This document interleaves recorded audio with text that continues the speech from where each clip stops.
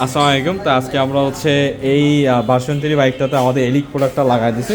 এখন এটা কিন্তু রিমোট থেকে কন্ট্রোল হবে, আমরা যদি রিমোট থেকে লক করে দিই, এখন এই বাইকটা কিন্তু হাতটা দিলে যে বাইক অ্যালার্ম দিচ্ছে, আবার এই রিমোটে কিন্তু অ্যালার্ম দিচ্ছে। আবার আমরা যদি হচ্ছে এটা যদি আমরা এই রিমোট থেকে দুইবার চাপ দিই, দেখেন এই যে মিটারে লাইন চলে গেল।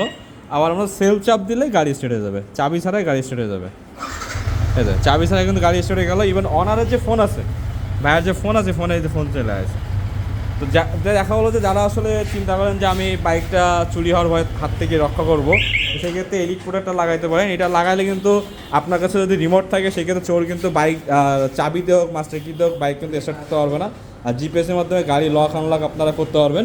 আর এটা সাতক্ষীরার গাড়ি, সাতক্ষীরা, এটা হচ্ছে ভার্সন 3 গাড়ি। তো ভাইয়েরা এই গাড়িটা মড দিবে খুব তাড়াতাড়ি। দেখা যাচ্ছে এই বাইকটা সাতক্ষীরার মধ্যে একটা অন পিস বাইক হতে যাচ্ছে। তো যারা আসলে বাইকের মডিফিকেশন, বাইকের সার্ভিসিংয়ে কাজ করতে হচ্ছেন, তারা আমাদের এমএস অটোমোবাইলে চলে আসতে পারেন। তো ভালো থাকবেন, আল্লাহ হাফেজ।